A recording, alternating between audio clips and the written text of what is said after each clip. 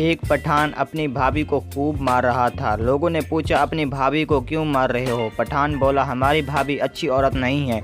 लोगों ने पूछा, तुम्हें कैसे पता चला? पठान बोला, ओ यार, मैं जिस दोस्त से भी पूछता था किससे बात कर रहे हो, वो यही कहता था, तेरी भाभी से।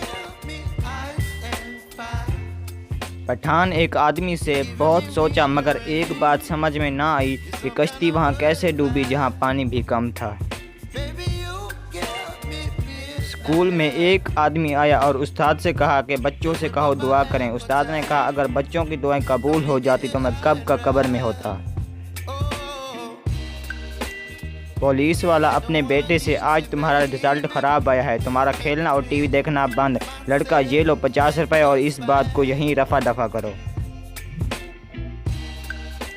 लड़का और लड़की इंटरनेट पर चैटिंग कर रहे थे। लड़की, एक बात पूछूं? लड़का, हाँ पूछो। लड़की, अगर लड़कियां ना होती तुम कहाँ जाते?